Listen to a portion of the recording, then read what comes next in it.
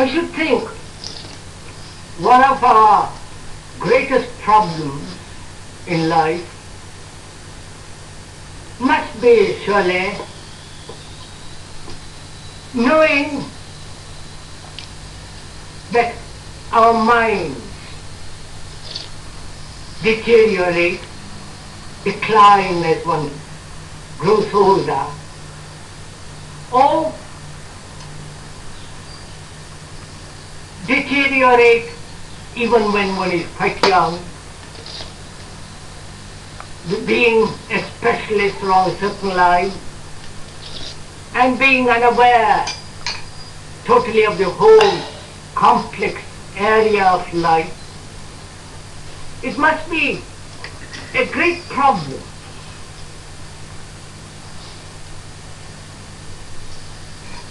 to find out whether it is at all possible to stop this deterioration, so that the mind is always fresh, young, clear, decisive. And is it at all possible to end this decline? This evening, further, I would like to go into that.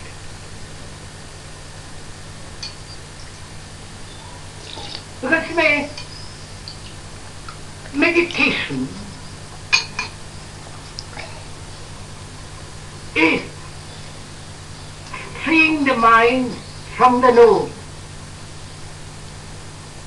The talks and writings of Krishnamurti cannot be limited to a single category such as philosophy or religion. Unquestionably, Krishnamurti is one of the more challenging and creative men of our time for his profound insights into the realities of the human condition. This series of 8 programs represents the first time that Krishnamurti has permitted his talks to be filmed. In this talk, the subject of which is meditation, Krishnamurti continues his exploration of the real revolution, a radical change in ourselves.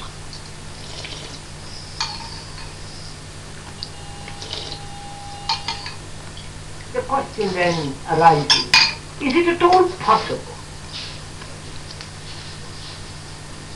to end this decaying process of this brain as well as of the mind, the whole total entity? And also that it's possible to keep the physique, the body, extraordinarily alive, alert, energetic and so on. So that seems to me a great issue and therefore a challenge to find out. Now the inquiry into this not only verbally but non-verbally, the inquiry, the examination into this is meditation.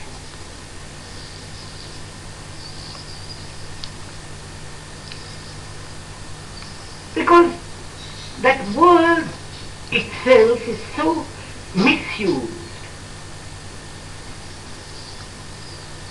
There are so many methods of meditation. If we understand one, we shall understand the total systems and the ways of meditation. But the central issue that we are going to talk over together this evening is this, that whether the mind can ever rejuvenate itself.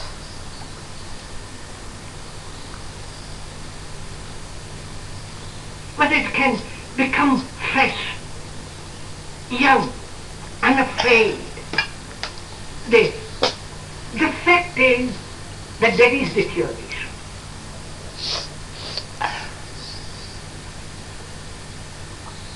And if one looks at it and translates that deterioration or tries to transcend it or go beyond it in terms of personal inclination, temperament, and so on, it becomes a very shoddy affair.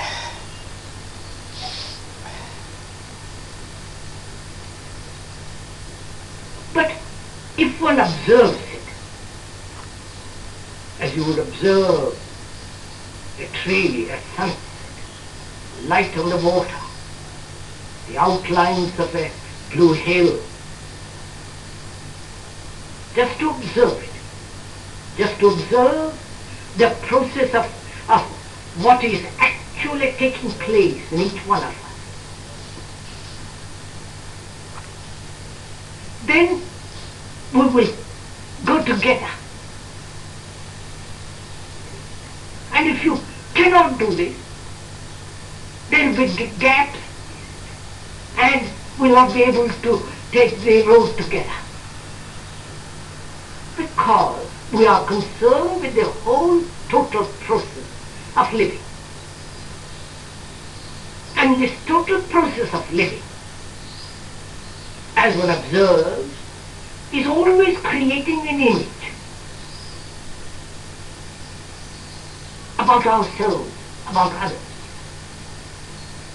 Image through experience, image through conflict. And are we aware that there is an image in each one of us about ourselves, and that image begins to be more and more strong and more crystallized, and then there is the end of it all. So is one aware of it? And if one is aware of it, who is the entity that is aware of the image? You understand the issue? Is the image different from the image maker?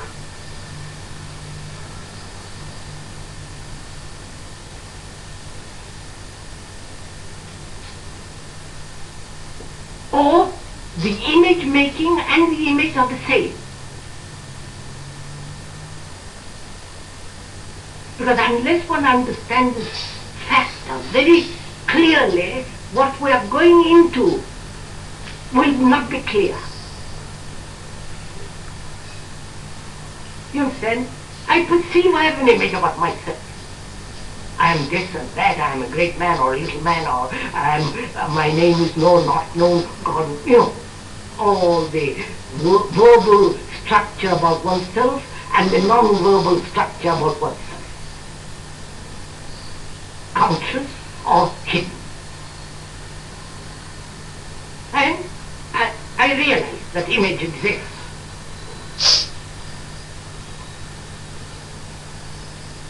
If at all I become aware, watchful, I know there is this image is being formed all the time. And the observer who is aware of that image feels himself different from the image. Isn't that what's taking place? Right? I hope we are making this clear. And the observer then begins to either say to himself that this image is the factor that brings about a deterioration, therefore I must destroy the image in order to achieve a greater result, to make the mind young, fresh, and all the rest of it. And he struggles, he explains, he justifies, or adds, strives to alter it to a better image. And this is very important to understand. And effort, struggle, in in different ways, either physically or psychologically, as competition, as ambition, aggression, violence, pride, accumulated resentment, and so on, is one of the factors of deterioration.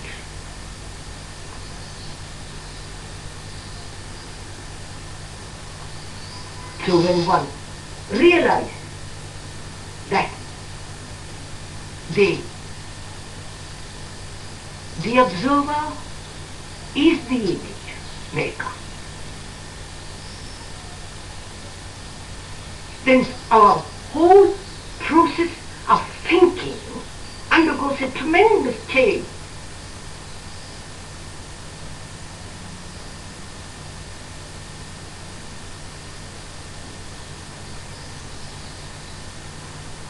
And so the image is the known. So as long as the brain, as long as the whole mind, in which the mind, brain and the body, the whole mind functions within the field of the image, which is the known, of which one may be conscious or not, in that field is the factor of deterioration.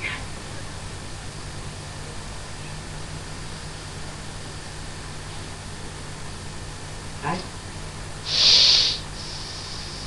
Please don't accept it as an idea which you will think about when you go home. You won't anyhow. But I mean, here we are doing it, taking the thing together. Therefore you must do it now, not when you go home and say, well, I've taken notes and I've understood it, I'll think about it. Don't take notes, because that doesn't help at all. So the question arises, is it possible to empty the mind of the known?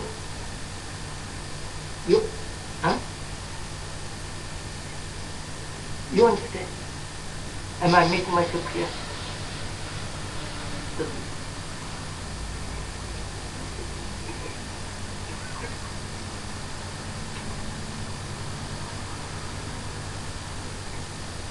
One must have asked this question vaguely or with a purpose, because one suffers, one has anxiety, so it's possible to go beyond, or one has vague hints of it. Now we are asking it, we are asking it as a question which must be answered, as a challenge which must be responded to. And this challenge is not an outward challenge, but a psychological inward challenge. And we're going to find out whether it is possible to empty the mind of the known. This emptying of the mind is meditation.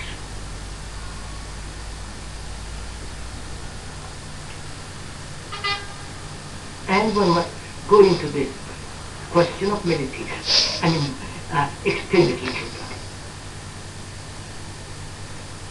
bit. All the Asiatic people are conditioned by this world.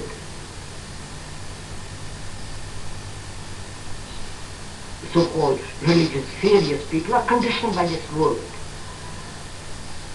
Because through meditation they hope to find something which is not, which is something beyond mere daily existence. And to find it, they have various systems, very, very subtle or very crude, like the Zen. And also in that so-called meditative systems is concentration, fixing the mind on one idea or one thought or one symbol and so on. And also there are various forms of stimulation. Forcing oneself, stimulating oneself, and that is to expand consciousness more and more through will, through effort, through concentration, through determination to force. And by extending this consciousness, one hopes to arrive at a different state or a different dimension, or reach a point which the conscious mind cannot. Or one takes many drugs, including the latest, LSD and so on and so on. That gives, for the moment, tremendous stimulation to the whole system. And in that state, one experiences extraordinary things.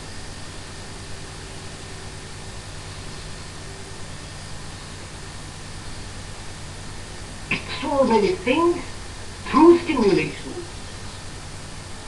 through concentration, through discipline, through starvation, fasting. If one fasts for some days, one has obviously peculiar things happening.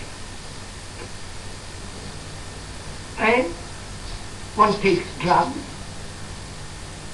and that for the moment makes the body extraordinarily sensitive. You see colors which are most extraordinary, which you have never seen before. You see everything so clearly, there is no space between you and that thing which you see.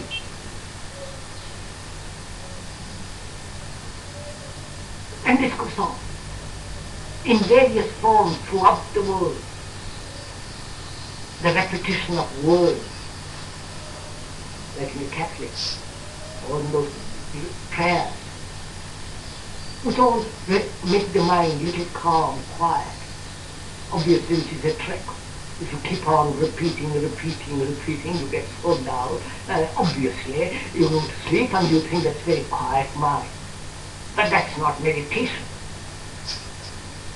So one can brush all that aside. Even though one is committed to it, one can throw all that out of the window.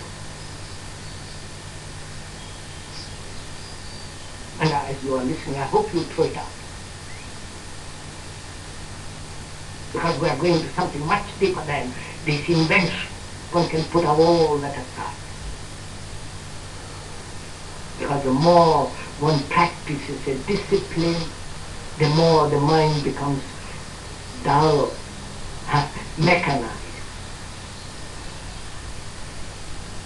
And that mechanizing routine process makes the mind somewhat quiet, but it is not the quietness of tremendous energy understanding. Then we can proceed to inquire. But it's at all possible to free the mind from the known. Not only the known of 1,000 years, but also yesterday. The memory, which is memory.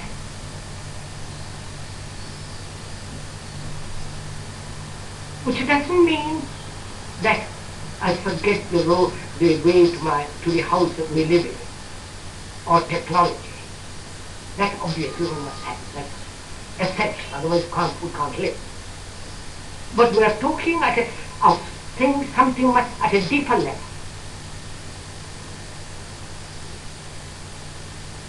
The deeper level where the image is always active. The image, which is the known, is functioning all the time. And whether that image and the maker of the image, which is the observer, whether it's possible to empty the mind of that. And emptying of that, of the known, is meditation. I can only understand you when I have no image about you. But if a friend, a relation, and so on, husband, wife, and all the rest of it, have an image. And the image I have, and you have about me, and I have about you, those images have relationship. And all our relationship is based on that. One sees very clearly that it's only when the image doesn't interfere, image as knowledge, thought, emotion, all the rest of it, interfere that I can look, I can hear, I can understand. It has happened all of us. And suddenly you discuss, argue, point out and so on, suddenly your mind becomes quiet and you see that, you say, like, oh, I've understood. That understanding is an action, not an idea. Right? So,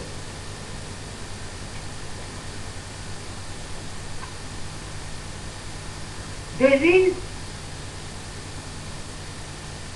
understanding action only, action in a different sense than the action that we know, which is the action of the image of the known. We are talking of an understanding which is an action, when the mind is completely quiet, in which understanding as action takes place. Right? So, there is understanding and action only when the mind is completely quiet. And that quiet, still mind is not induced by any discipline, by any...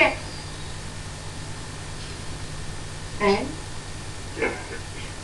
meditation then is, which one can do when you're sitting in the bus, walking in the street, or washing dishes, I've got and meditation has nothing whatsoever to do with breathing and all that. If there's nothing mysterious, the mystery of life is beyond all. Beyond the image, beyond the centralized, egotistic, subjective, self-centered activity. There is a vast field of something that can never be found through the known.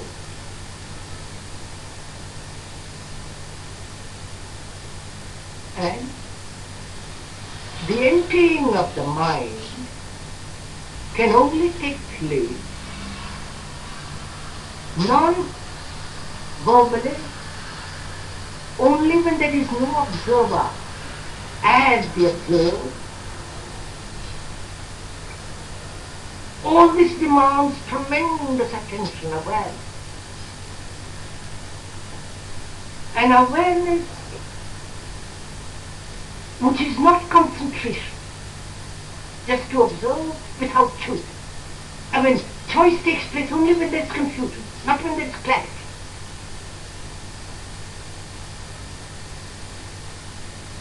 So, awareness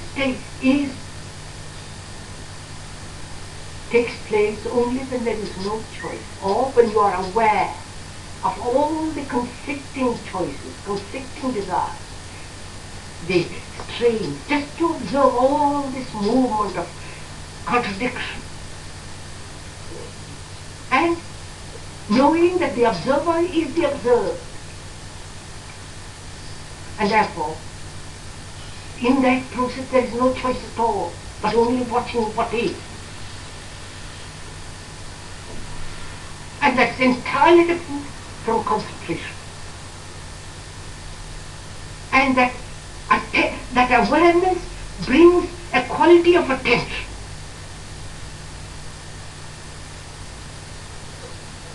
In which there is neither the observer nor the observed. And this emptying of the mind with all the experiences it has had is meditation. And that can be emptied only, all the experiences. When each experience, one becomes aware of it, sees the whole content of it, without choice, and therefore it passes by.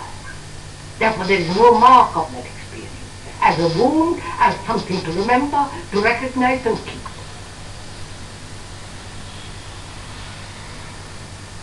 So meditation is a very strenuous process. It's not just a thing to do for old ladies or men who have nothing to do. This demands tremendous attention, right through.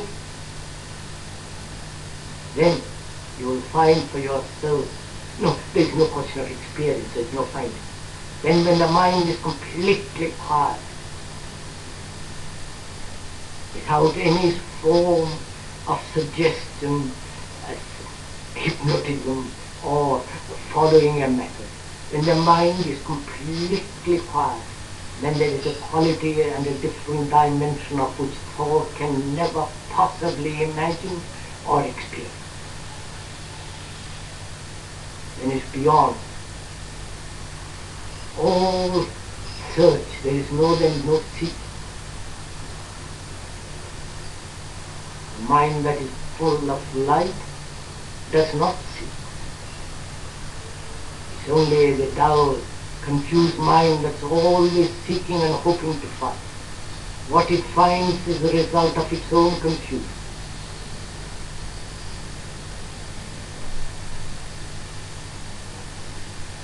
Look, see, if you understand one question, you have understood all the questions. And so, what is important in all this, in asking questions and the answers or the explanation, is that the explanation has no value at all. What has value is how you ask the question and what you're expecting out of that question. If you are attentive of what you are asking, you will see that question is answered without any difficulty. Therefore there is no teacher, you are ever the thing yourself, or the teacher, the pupil, everything. That gives you tremendous freedom to inquire.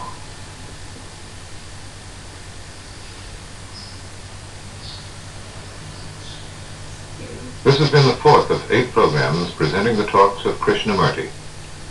Subsequent programs in this series are titled What is Love?, Questioning, Living and Death, and The End of Conflict.